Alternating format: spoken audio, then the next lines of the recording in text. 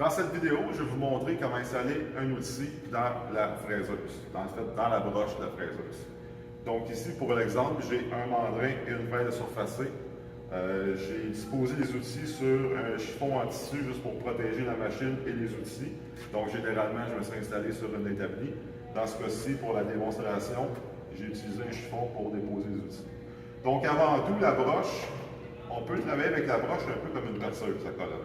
Donc, pour que le fonctionnement, le dispositif d'assemblage des outils fonctionne bien, il faut que la broche soit montée à son plus haut niveau et venir avec le petit levier ici, verrouiller la broche à sa pleine hauteur.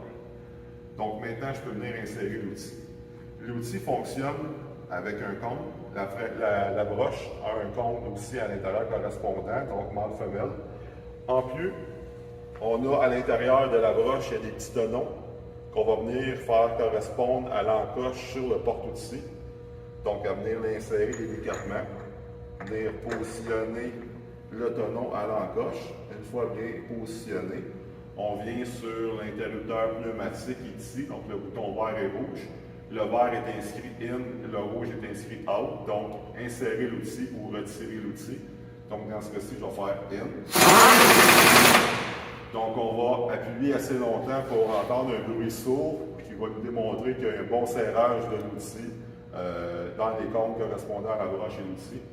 Et une fois pour l'éjecter, on va faire l'autre bouton, donc éjecter. Donc, tout simplement, tenir l'outil pour ne pas qu'il tombe sur la table et aussi faire attention à votre main de ne pas toucher les plaquettes de l'outil, que ce soit un outil à plaquettes ou un outil HSS.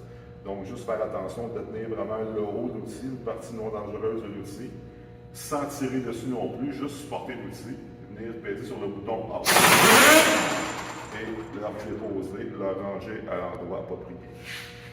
Ça se trouve être la même chose pour n'importe quel outil. Donc, ici, le mandrin, la partie conique, le porte-outil est identique. Donc, encore une fois, tout simplement, positionner le tenon avec l'encoche, venir peser sur le bouton In. Assez longtemps pour entendre le bruit sourd pour essayer d'avoir un bon assemblage des cônes. Pour le retirer, même chose, on va faire le bouton Out. Donc, juste faire attention, il va y avoir un jeu entre la partie de l'épaulement qui est ici de l'outil par rapport au cône. Il va toujours y avoir un jeu, ce qui démontre vraiment un assemblage porté sur le cône et non pas sur l'épaulement de l'outil.